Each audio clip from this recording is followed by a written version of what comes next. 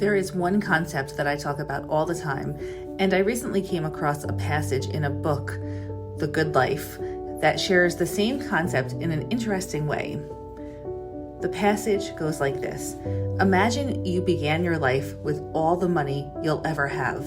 The instant you were born, you were given one account, and any time you've had to pay for something, it's come out of that account. You don't need to work, but everything you do costs money. Food, water, housing, and consumer goods are as expensive as ever, but now even sending an email requires some of your precious funds. Sitting quietly in a chair, doing nothing, costs money. Sleep costs money. Everything you encounter requires you to spend money. But the problem is this, you don't know how much money is in the account, and when it runs dry, your life is over. If you found yourself in this circumstance, would you live in the same way? Would you do anything differently? This is a fantasy, but change one key element and it's not that far from our actual situation as human beings. Instead of money, your one limited account is the amount of time, and we don't know how much time we have.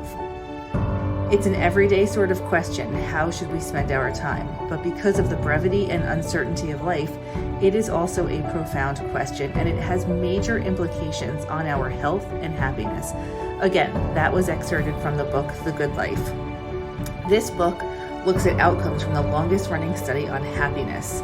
Study participants often provide feedback that one of the best parts of participating in the study is that it forces them to sit down and reflect on their life frequently throughout their lifetime. So here is my takeaway for you. If the question of how you should spend your time is one that you're tossing around, take time to reflect. Reflect on your life. Reflect on where you're at. Reflect on how you're spending your time. Reflect on how connected you are. Reflect on what is working and what is not. Think about that bank account in terms of time. Instead of thinking about how much money you have, think about how much time you have.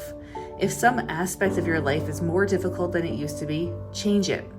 We don't know how much time we have, but I can tell you, we always have time to make a change. That is what we observe every day inside of our communities.